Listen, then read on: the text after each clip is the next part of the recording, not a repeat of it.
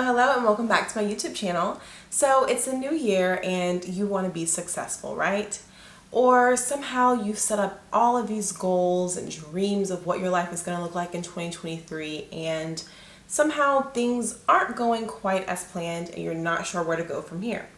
Well, in today's video, I'm going to be sharing a cheat sheet for a successful new year. Now, of course, it's a cheat sheet, so you can't share with everybody. Actually, I'm kidding.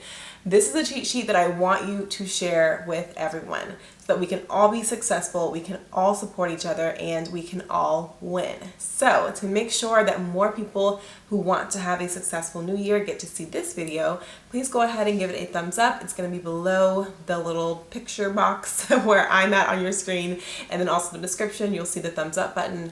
And of course, leave a comment about how you feel like your year has been going so far. So let's go ahead and jump right into this cheat sheet. So of course, a cheat sheet can't be super long because we've got to put it on a little piece of paper, right? But I'm going to be sharing 5 different things that can help you to have a successful new year on our cheat sheet today. The first thing is to make sure that you plan ahead. Now, of course, if you've been watching my videos, you know that I like to use the 12-week year planning system.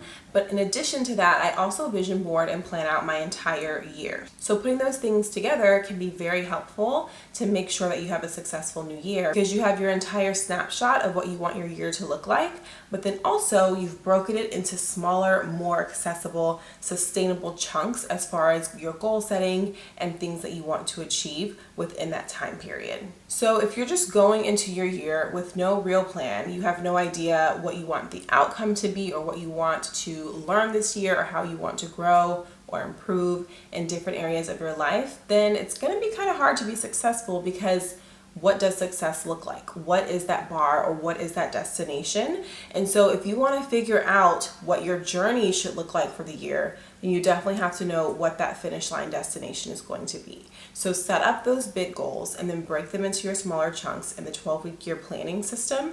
And that way you have a full planned out roadmap to help you get to your final destination of your success for this year in 2023. The second thing, which has really been difficult for me, honestly, like whenever I have job interviews, they ask about my greatest weakness. This is pretty much usually it. I'm still working on it. And that is delegation, because I just feel like I need to do everything myself. And if I don't do it, it's not going to get done right. But really what I mean is, if I don't do it, it's not going to get done the way that I would like for it to be done. So delegation is so important in life, not just in the career space, but in all aspects of life as well. If you are able to have help, utilize your help. But with delegation, what I've learned is you have to be very specific about what you want someone to do, how you want them to go about doing it, and what you want the result to be. So it's not necessarily that delegation doesn't work. It's just that when you're delegating, are you sharing a step-by-step process to make sure that you're setting up the person who's helping you for success?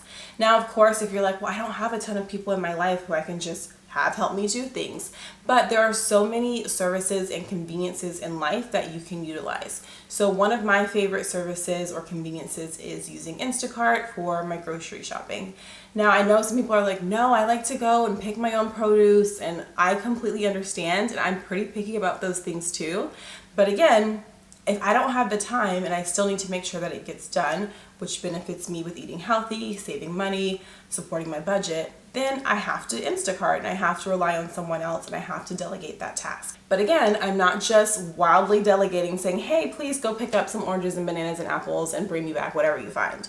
No, I am very specific to the point where they're probably like, oh no, not her again. But I'm like, hey, can you send me pictures of bananas? Can you get this particular type of apple? I want them to be this size. Like, I map out exactly what I want my produce to look like.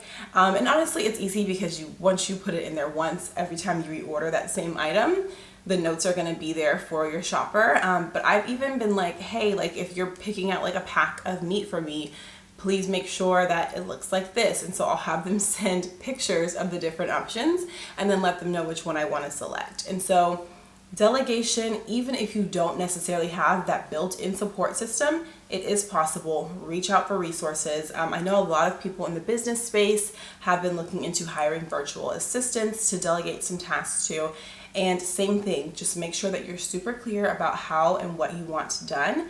Give them the task with specific instructions, step by step, and trust people to be able to follow that process. And if they don't, that's okay. You can find someone else who will, and build your own support system to make sure that you're not overwhelming yourself. Because if you're overwhelmed, you're wearing a million different hats. You don't have time to rest and recharge and really think about what exactly your goals are and how to reach them, or work on the part that you're responsible for to reaching your goals. So set yourself up with a team, set yourself up with a support system, delegate those tasks, and trust me, your life is going to be so much easier. My third tip for a successful new year is to set up a schedule and follow it. Create routines within your life that are sustainable. I think that's where people tend to run into trouble when it comes to scheduling, routines, and they fall off of track, and they'll be like, when did I even stop doing that? I mean, it was a new thing that I wanted to do for my new year because I knew it was going to benefit me and help me be successful, but somehow it just like tapered off and I never was able to be consistent with it. And it's probably because it wasn't actually sustainable. You have to set up routines that are reasonable for you. Things that you can attain without overloading yourself, or without feeling like, this isn't really me, or this isn't something that I'm able to do. So I know sometimes people can be like, well, I don't want to live by such a structured, regimented life. But it doesn't have to be that way. You have to change your mindset around the idea of routines and schedules. Yes, they are regimented and they help you figure out where you're supposed to be and when, but it doesn't mean that you're living this robotic life. The purpose of a routine is to help you make sure that you're able to achieve and accomplish everything that's on that have to do to-do list. Get those things done, helps you with your priorities, helps you make sure that you're checking in with yourself and taking care of yourself. But then it allows freedom and space in your life, in your mind, and in your heart, and in your soul to do other things that are also important to you, to tap into different spaces of your life. Because now you're like, oh, I actually do have some room in my schedule. It's not as busy as I was thinking it was.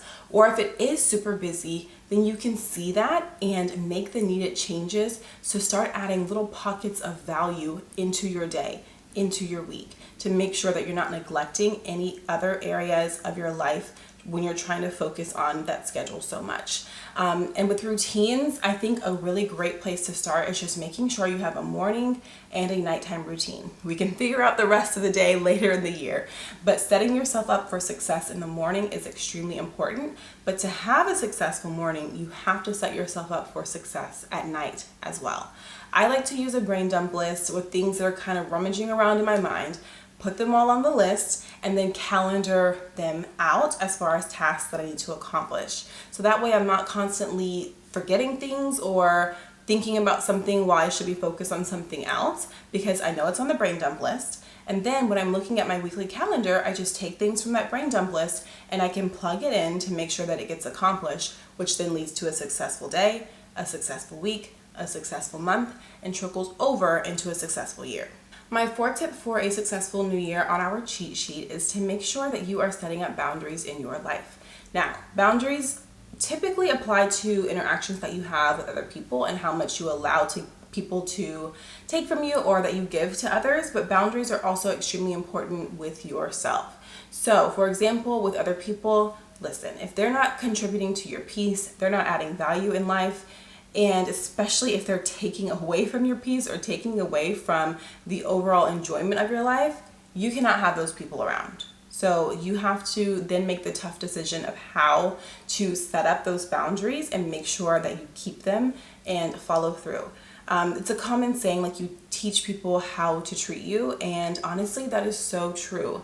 If people know, like, okay, she said that this is the boundary, but she doesn't really mean it. She's not going to stick to it. She said that, she doesn't want me to really be involved in these big moments in her life because I bring negativity, but it's fine. She enjoys it. We're friends. We're family. No, because then they're like, I can cross all the boundaries. I can continue to do whatever I want, and this person is still going to allow me to be in their life. They don't feel the consequences of not following along with the boundaries that you have set up. And they're going to continue to bring you down if you do not uphold your boundaries. So it's so important in relation to others, but also you have to be just as strict with upholding boundaries with yourself. So say, for example, for the new year, you're like, part of me being successful this year is making sure that I have healthy routines. I'm eating well, I'm working out, I'm feeding my mind every single day. But let's say you're like, the alarm goes off, I'm gonna sleep in. Or I'm just gonna grab something quick to eat that may not be as healthy as I would like for it to be. So then what's starting to happen? You're not upholding your own boundaries. And now you're telling yourself, yeah, I can set these things up, but it's okay if I just start to dwindle a little bit, or maybe if I'm not consistent like I'm supposed to be. And so what happens? You slowly taper off, and then you stop working toward what your goal was. And that throws off your week, your month, and eventually your year. So if you want to have a successful new year, you have to be strict with the boundaries that you set for yourself and realize that those boundaries are a protection for you and they're going to benefit you in the long run. And my fifth and final tip is that you have to find motivation. I think it's very important to be intrinsically motivated, meaning that you want this for yourself. You have personal goals and personal reasons why you want to have a successful year. But intrinsic motivation isn't always just embedded into everyone, but you can build that. Find different factors that contribute to you feeling motivated, feeling creative, make you want to be consistent. You have to think about what makes you want to keep going and what helps you be successful in the process of consistently working toward building a life, having a fantastic year that you know is going to benefit you and lift you up. So really look into different sources of motivation and try different things out. Figure out what works for you, what's going to help you keep going, and then stick to that. If you're like, you know what, I know that this particular thing is a really important factor for me, then that has to be a part of your routine. It all starts coming together. So this particular factor kind of demotivates me, or it takes away from the space in my mind that I have for creativity. Okay, then how can you delegate that to someone else to make sure that you have that space in your mind that you need to focus on things that you need to focus on for that particular moment? So it all goes hand in hand. That's the beauty of a cheat sheet. It blends together beautifully and it helps you get the grade or win at the end of the day. So definitely try out this cheat sheet for a successful new year. I promise you, once you start implementing these 5 different things into your life, you are going to see your year skyrocket and you're going to really enjoy the journey as you're reaching that final destination for your amazing 2023. Thank you all so much for watching this video, and I'll see you in the next one. Like, comment, and subscribe, and follow me on Instagram at Affirmations with Amber.